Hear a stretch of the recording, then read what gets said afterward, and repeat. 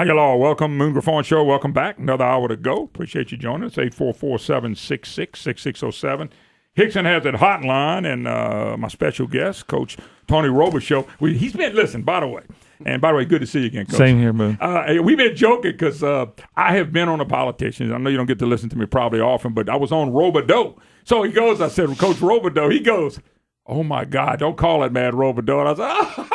So anyway, the way I remember you, Robichaux has a C in it for Coach. You see, Common Core math is working pretty good for me. There you go. Look, I've been called many things, so Robichaux's not that bad. I would let you read some of mine, Coach, but I don't think we have enough time for it. Anyway, great to have you with us. You know, I've seen you speak a couple times, and you're a baseball coach. Everybody knows. Over 1,000 wins at the University of Louisiana here at Lafayette. You've been coaching for 30 years in baseball. How many years here?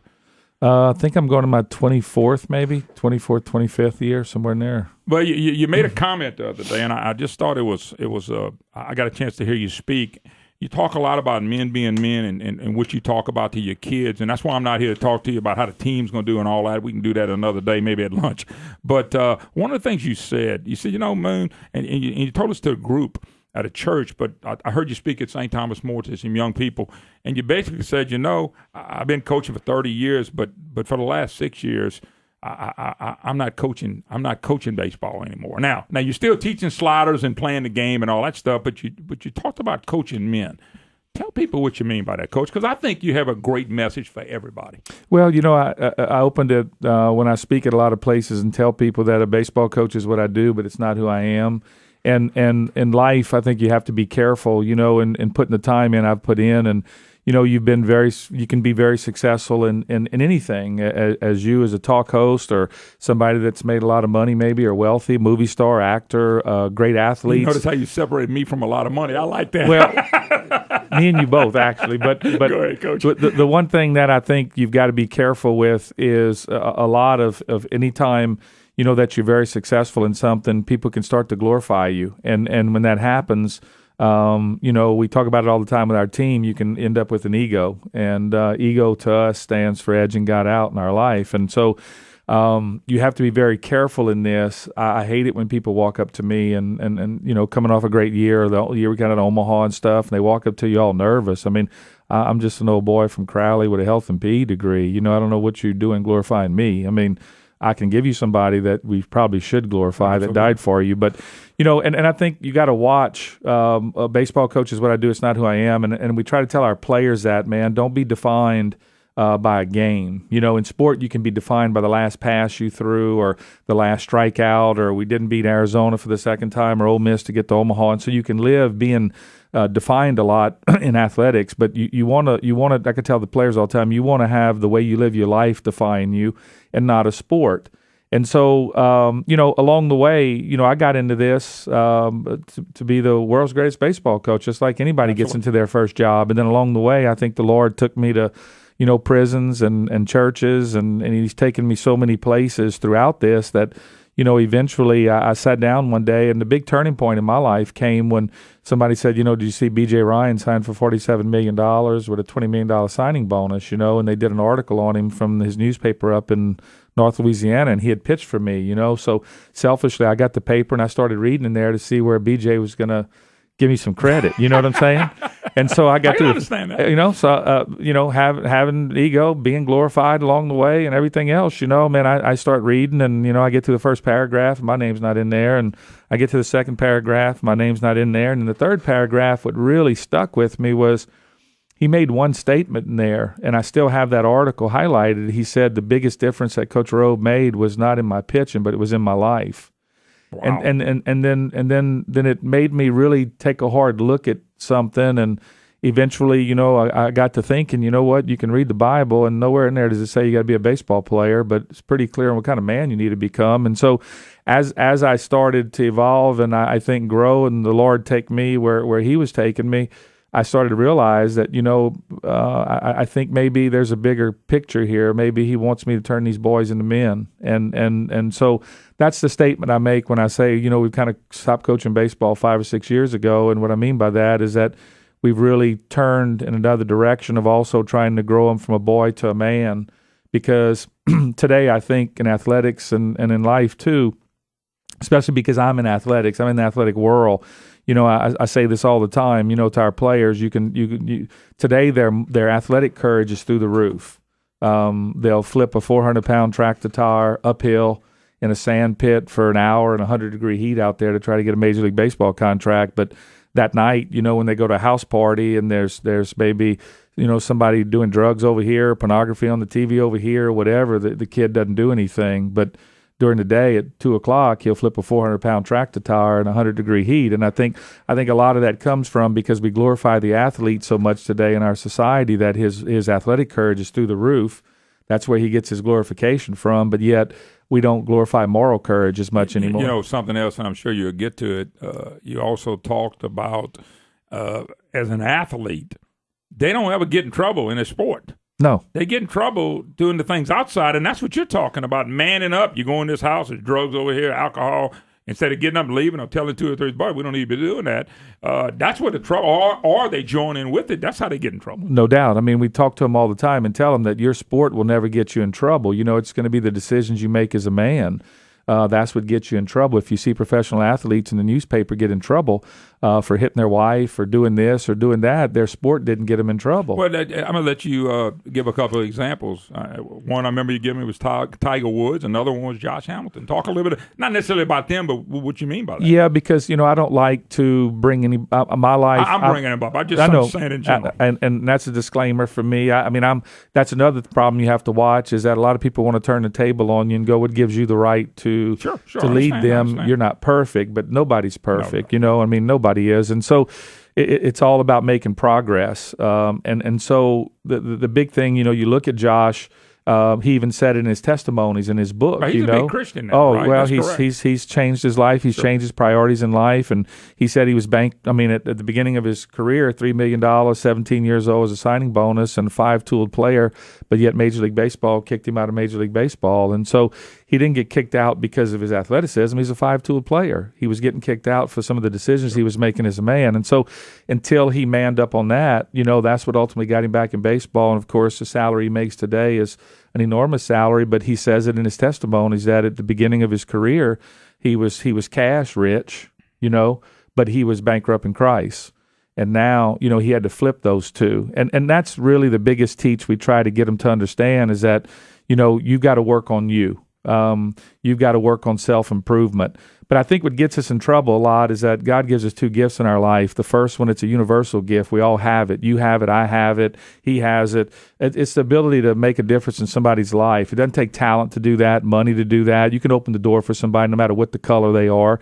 You can help anybody that you want to help. That's a universal gift. What gets us in trouble a lot as men or in our life in general, because I'm teaching the boys every day that think they men, and so it's the second gift. It's your unique gift. You have it. It's maybe the ability to talk. Everybody has a unique gift, and we don't have each other's gifts. He gave that to us as a unique gift, and off that we can live an abundant life because you can get very good at that gift. He wants you to be very good at that gift. That's why he gave it to you to hopefully have a platform with that gift, and then what you do with that gift now is where you have to make your decision. And in athletics, because I'm in the athletic world, a lot of these guys take that unique gift and they get very good at it. They make a lot of money at it, but then so many other things follow with that if they don't use that platform correctly. And that's the biggest thing I think that gets us in trouble in life is our unique gift, because money flows, fame flows, glorification flows, and then all of a sudden we can get ourselves in some serious trouble. Coach, in the position you sit, and you're not the only one because there are hundreds of college baseball coaches. You mentioned the other night, you're getting kids in that tough age. Mama might have them till they're 18. You're getting them at 18, and actually you drew a home plate, first base, second base, third base. And I thought that was real unique. That stuck in my mind. That's why I'm asking it. Mm-hmm. When you're getting the kids, you're trying to get them back home as men. Yes. In a couple minutes, try to explain what you mean by that, because I thought that was a great explanation of what you're trying to do. Your job. You're part of it. Well, you can, the biggest book that ever really changed me, and anybody that touches kids ought to read Joe Ehrmann's books. He's a Christian motivational speaker, and his book's called Inside Out Coaching. And his big belief is that, we should be transformational coaches versus transactional coaches. And a lot of times when you get in it early, I'm guilty. We're all guilty. We were worried about winning, and so it becomes a transaction. You use the kid to win, and then you get him out, and you get another one, and use him to win, and keep on doing it. You just keep on doing that until you start to realize that in his book, he wants you to transform that kid's life, and not be just a transactional contract with him. And so that was real important. And the basis of life comes from really champions of faith, and from Piazza and Sweeney, some of the guys that are pushing champions of faith. And I picked that up from them. Rich Donnelly, the chicken ran at midnight. I mean, it's a great story, but anyway, Rich Donnelly and those guys from Champions of Faith, and basically they use a baseball field because they're all in baseball, and they believe that we all start out at home. We know right from wrong.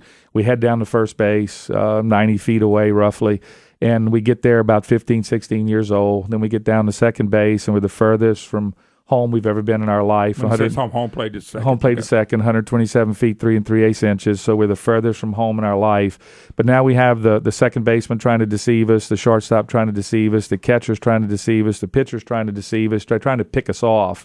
And that kid in a baseball game has to look into the third base coach and trust him so that he's not deceived. And then that job of that coach is ultimately to wave him around third and get him home. And that's kind of what I mean by, we stopped coaching 5 years ago, is that, you start to, as you get older, I guess, in anything, you start to see maybe where he's trying to use you and what he's trying to do with you. And that's what we call the basis of life. And, when a boy grows up to a man, the first stage is a call to adventure. The second stage is a separation from family. This is where the danger comes in, is in stage 3, where he's tested once he's been separated from family. And so when these kids get out of their houses, and go, an hour away, 2 hours away, my own son, 17 hours away to play professional baseball, there's a big separation from family. And so at that time, they're tested more than they've ever been tested in their life, physically, socially, ethically, morally. Hold your thought right there. Okay. Coach Tony Robichaux, my special guest. He's a head coach at Raging Cajun baseball, very, very, very successful coach, but he's doing it a different way, folks, and I want you to know about it, because what he's doing in baseball, we can do in our everyday life. Moon Griffon Show, great to have you with us, 844-766-6607. Hickson has a hotline. Coach Tony Robichaux, my special guest, head baseball coach at University of Louisiana at Lafayette right here, the Raging Cajuns, and we're talking about baseball, but we're really not. We're talking, and that's why I wanted people to listen, about developing young men, because Coach, you were talking about the 4 bases and getting people back to home.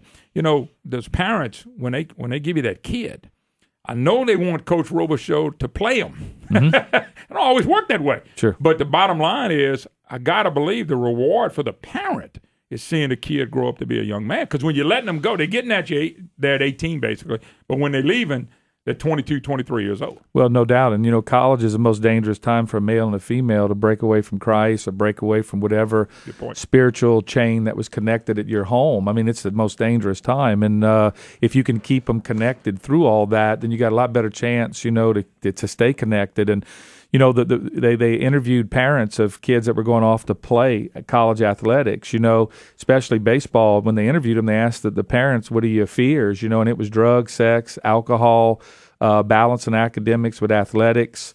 And there was one more in there. But as a coach, what's your fears? Same thing? Well, you're right. But when they interviewed the kid, though, his 5 reasons for going play were fun, scholarship, attention, and the Major League Baseball draft.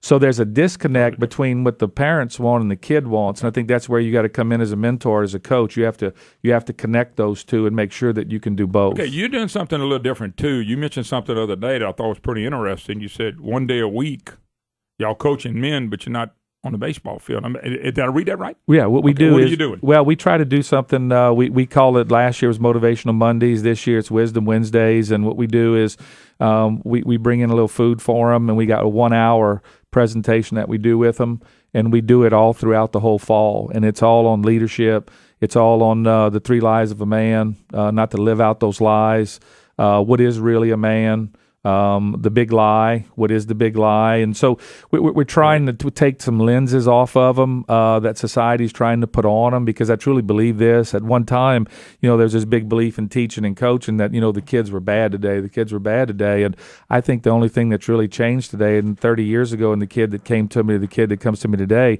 is what he's glorifying. I think he's living out a lie.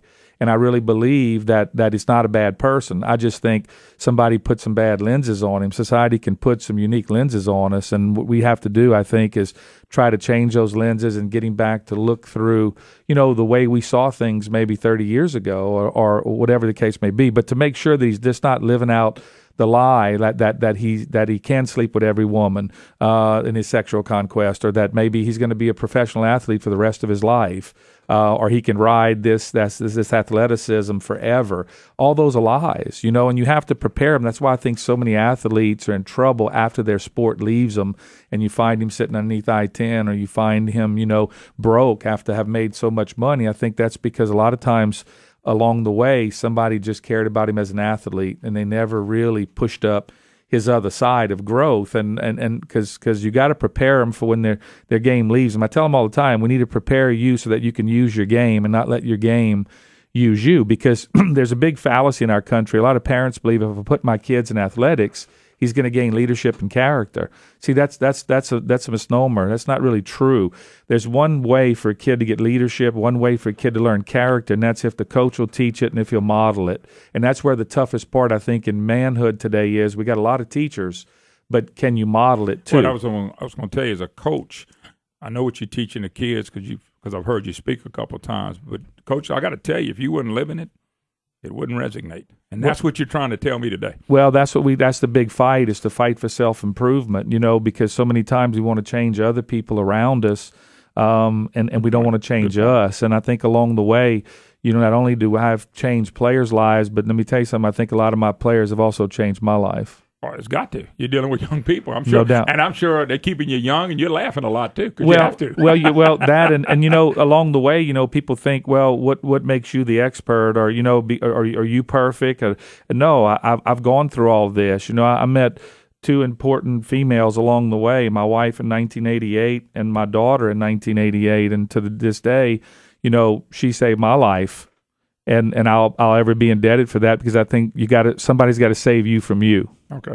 Coach Tony Robichaux, my special guest. We'll keep him to the top of the hour, folks. 844-766-6607. Hickson has a hotline. Coach Tony Robichaux was nice enough to give his time. I didn't offer him a contract to come in here, so I didn't know what his speaking fee was. I had to throw that in there because Brandon wants a pay raise. There you go.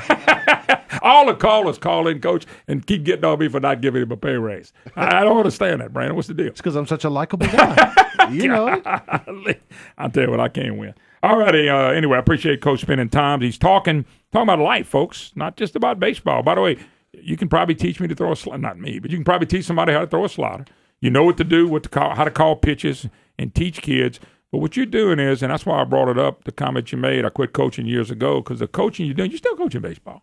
That's just not who you are. That's right. And I thought that the way you defined that was very good. One of the things you do with your kids, you get them to sign a contract? Explain that to me. Well, what we do is we have a contract that we call Robes Rules, basically. Is this after you got them on the campus? We talk to the recruits about it. Oh, I figured you told them. Yeah, because if a guy's too inferior to that, I'd rather him go play somewhere else anyway. So we try to be upfront and honest with them in the recruiting cycle and let them know what we going. We show them everything, the leadership course that we do. I mean, because we try to tell them all the time, we're not going to sell you on glitter. The ping pong table and the pool table and the foosball table and the locker room. We're going to sell you on hopefully trying to wrap you around with good men that are going to help mentor you and help you grow you through a very tough time in your life that you don't realize how tough it's going to be.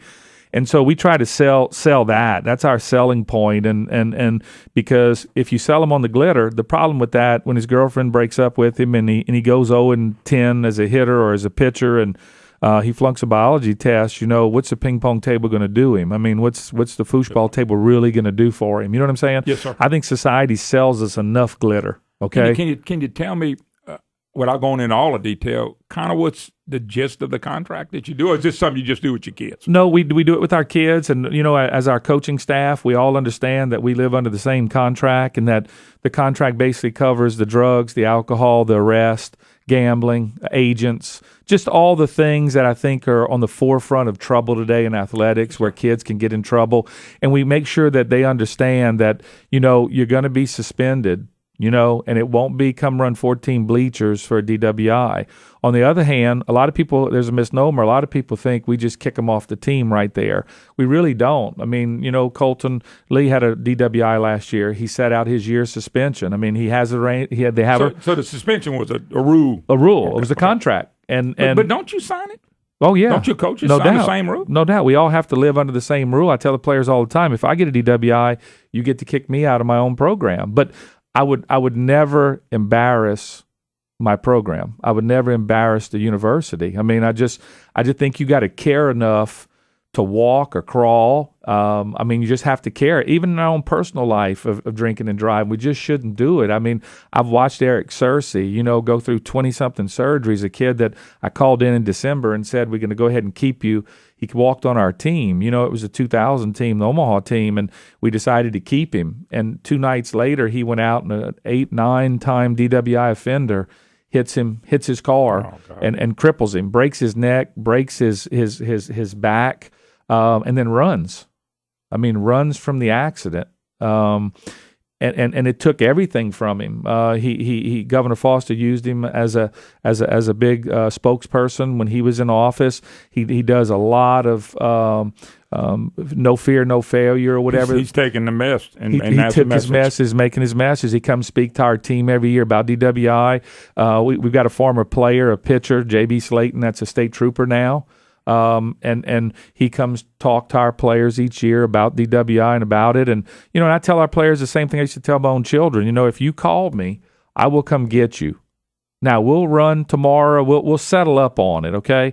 But at least you won't have faulted the contract, because my biggest goal is not getting them in fear of the contract. It's getting them to understand the big picture. Commitment. The commitment. Yeah. I mean, if you beat your kid every day to make the bed, he's going to make it. But the day you not around and you take the beating away, he's not going to make that bed. Yeah. He's only making the bed because of the beating. Good point. I don't want our players to fear me. I don't want our players to fear being kicked off the team. I don't want our players to fear the contract. I want them to be stronger than the contract and understand that I'll sign that, because I'm not going to put myself in that position. I'm going to be strong enough when that comes to not do that. One of the things you talked about, Coach, and I really, if I get too far out, let me know. You've got kids in your program that have listened to you. I'm sure you had some that didn't. No doubt. But you had kids in the program listen to you, and one of the things you talk about at the end is that baseball couldn't help them when they were going through some of life's tragedies later. Yes. Without mentioning names, you mentioned 2 or 3 stories. You're going, but to talk a little bit about that, because they called you. Yeah. Friends of yours. Once I'm your coach, it's Coach so, and you leave, it's a respect, and I come back, and now you're a friend. Yes. I used to play for. I'm saying if I play for now, hey, we're friends. Sure. Hey, Coach, I pulled for you. I'm still keeping up with you. But you're developing these men. But there are incidents that are going to come up. My life is. I've had rough and tumble. A lot of people have. But they've called you and picked up the phone, and your message was real simple about being a man, how baseball couldn't help him anymore. Talk a little bit about those couple of 3 incidents, because I know there's more, but just those few. Well, the big thing we try to do is we look at each player like a table, and we try to strengthen the 4 legs of that table. Okay, we want to work on his academic leg.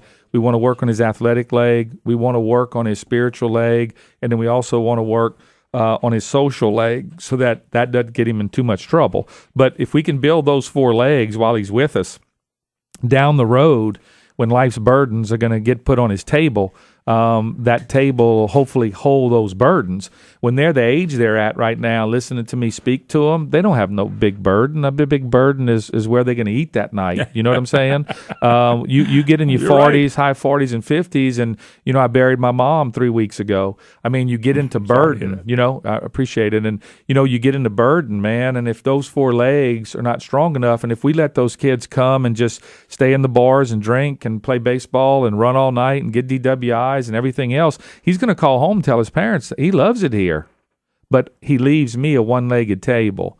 And then down the road in life, when life's burden is going to hit that table, you can imagine how much you're going to hold being a one-legged table. And so these kids that had called back, one buried his son, one buried his wife, one buried his first child, and I told them, baseball can't do anything for you now. I mean, it really can't, but your table's strong enough. You go home, be a husband to your wife because she lost that child too. You go home and don't get discouraged. Don't let the devil take you anywhere that you don't need to go. Your table's strong enough, and so that's what we mean by that, is to try to strengthen them up for life's burdens down the road, because while they're with us, they don't really have burden. Somebody's kept that out of their life. But burden's going to show up. Yeah, and in the meanwhile, you still teach them how to play baseball. You teach them how to play the game and play it properly and all that, but you're building a person, because let's face it, Coach, you mentioned a number a while ago about the percentage of foreigners that are playing baseball.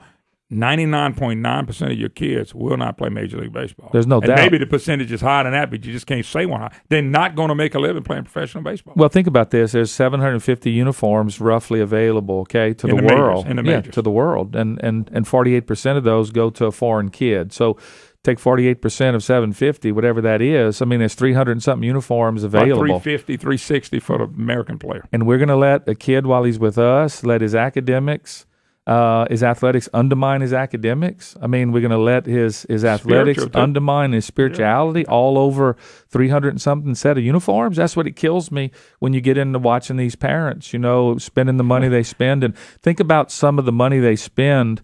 I know we don't want to get into travel ball, but just that's not true. I love it. That's a whole show in itself. But the money the parents put up, just think if they put any of that into leadership courses. Think about that. We show the players want ads every year in our Motivational Mondays or our Wisdom Wednesdays, and I tell them to read what they're looking for, and it says clean cut, highly motivated individual, must have a good driving record, must be able to pass a drug test, looking for a highly motivated self-starter. By the way, Brandon, he put this on the screen, and we're all reading it. Go ahead and tell them what you said at the end. And then I asked the group, as I asked our players, show me where they're looking for a baseball player. That's not what corporate America. But that's powerful, Coach. What you're talking about is powerful stuff that we have men being men in this world. Well, we have a shortage, and we need. We shouldn't need these great speakers to come into the Cajun Dome and spill it with 10,000 men on how to be men. We should look in the mirror and realize we are a man. But you did say something. I'm going to let you talk about. I know you're still coaching men. You're coaching baseball. You're still teaching curveballs, sliders, when to call pitches, how to run. You're teaching that. What's the ultimate goal now? And you probably got a lot of people to thank, and you don't have time to thank them all, because you got a job. You got a great job that you like. Yeah. You love your job. You do love your job, and you're good at it. But what's the ultimate goal for these young men? And the reason why I'm saying I want to try to do a wrap up here of what you're trying to do with these young men, so people will know. And by the way, I'm not promoting your program. Right, I understand. I'm not at all. I could. It wouldn't be a problem. What I'm promoting is what you're talking about. Every program should be doing. Well, my ultimate goal is to try to lead these boys to be better men, because if we can do that, they might not, hit their wife. They might stand there and raise their children. They might not only, I challenge them all the time, not to be just a father eventually, but a godly father. There's a difference. And so they can then mentor back down, and that's the whole key to this. If we can make them better, make them fight for self-improvement, then they're going to make somebody else that they come across, the power of influence, somebody better. I want to try to make these guys good men and put them into the university to try to ultimately make the university better, because that's who I work for, and work for a lot of the men that have passed. Mr. Robert Trohan, Mr. Sammy Russo, Mr. Jerry Rayo, Charlie Lawson, our track coach, all the coaches that and the men, the boosters that I came across through my 24 years here that have passed, but that really believed in the university. Really worked every day to try to make the university better, not his car dealership. Robert Trohan tried to make the university better every day. If he sold a car out of it, good, but he really cared about the university. And these men passed, they fought for the university, and what I'm trying to do is carry that torch and continue to fight for the university. I believe in it. Dr. Althmond gave me an opportunity here. I respect him for that. Nelson Schecksteiner is my old AD. Dr. Savoy now and Scott Farmer, they've been given the torch, and, we're trying to just pass it on. But ultimately, at the end of this, we tell our players all the time, go home and ask your mom and dad how the curveball or slider has helped their marriage. The baseball part of this is not going to play as big as a role in their life as you think it will. It's the other part that we're trying to build in them, because I ultimately believe this, that I will face the Lord one day. I think he's going to look at me and say, I sent you over 600 boys. What'd you do with them? I mean, did you expose them to me? Did you talk to them about me? Did you try to, help them get through the big lie? Did you try to help them fight for self-improvement? I don't want to look at him and say, well, you know what? I made one of them throw a better slider. I made one of them a better hitter. I don't think that's what he really wants me to be doing with my platform. Well, but it's part of what you do.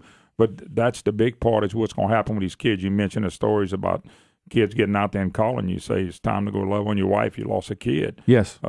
You can't say, hey, go show your wife how to throw the slider that I told you, and guess what? She's going to feel better. It's not going to happen. Won't. The reality is in sports, it's what we talked about, and we're watching a lot of it with football craziness and all that stuff. People are taking a stand because so many people watch it. Mm-hmm. There's so many watch. We glorify the athlete Charles today. Barkley said one time, I'm not a role model.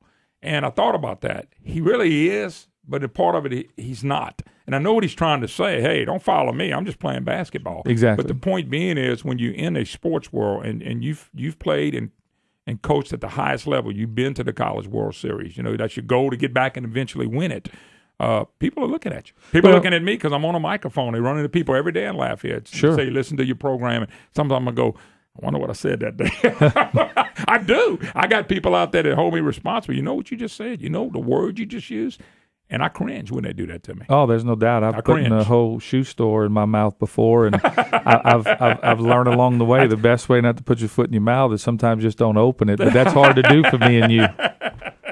Well, it is, Coach, but I just like the concept that you're trying to deliver. You're in a position, you're getting these 18-year-old kids from parents that trust in you. Yeah. I don't care what anybody says. If something goes wrong, and I bet you something's going wrong, and I guarantee you somebody picked up the phone and said, I sent this kid to you, and you let him get in trouble. Am I wrong? Oh, no, not only that, but it's not we don't have a perfect relationship all the time with every kid. It's not, kumbaya. I mean, it's work. I mean, it's a lot of work. And at the end of the day, you can't fake care. That's what I tell our players. You just can't fake care. And so either you care or you don't, and you can't fake that. Well, one of the things I know, Coach, because you said it at church and you said it at STM when I was over there, you're not a perfect man. No. If you want to look at a perfect man, follow Jesus. No Don't doubt. follow Coach Robe. What you're doing is trying to follow a perfect man, which you can't do, but you're doing the best you can. And I just like the idea of taking men and molding them into men because, as you said, the chances of them playing baseball in the pros are slim and none, and Slim probably is not even – Slim slides in every now and then, but it doesn't hang around a whole lot. Well, where we get in trouble in life is the outside world tries to make somebody like you, because you can open your mouth up and preach, or me, they try to find how bad we were to disrupt what we're trying to do, and that's happened so many times. But they don't build statues for critics. I mean, when you walk in front of a stadium, the critic hollering at somebody for race, color, creed, Jackie Robinson, all we got hollered at, Hank Aaron, all he got hollered at, because the color of his skin. There's statues of them in front of their stadiums, not of the critic that was hollered. And at the end of the day, we have to be very careful because we listen to critics a lot. And so, as I tell our players all the time, they don't build statues for critics, and you have to ultimately understand that you got to worry about every day what God thinks of you, not your critic. And I could care less what my critic thinks about me. If I were to listen to the people that have been on me for 23 years doing this, I would be a hermit in the woods, and nobody would ever find me because I would go high. Well, there's no saying in our profession, if you listen to the fans, you can ultimately be sitting with them. And so you have to be careful about critics. And then you also have to make sure you understand people try to always, the church is not a hall of fame. I mean, it's a hospital for the broken. And that's what we have to understand along the way, and they try to take a leader and say, okay, he must be perfect. That's why he's leading. And that's the misnomer of church. And my pastor, Pastor Walker, always said, if you meet a hypocrite out there and they said they won't come to our church because we got hypocrites, tell them, come on, one more ain't going to hurt. No. And you got to just always remember this, a good coach makes a boy a better baseball player, but a great coach makes a boy a better man. Yeah, and I'm glad you got that in, and that'll wrap us up. Coach Robichaux, we're going to do it again one day. God bless. All right. Thank you so much, sir. Thank you. All you. right, folks, that'll do it.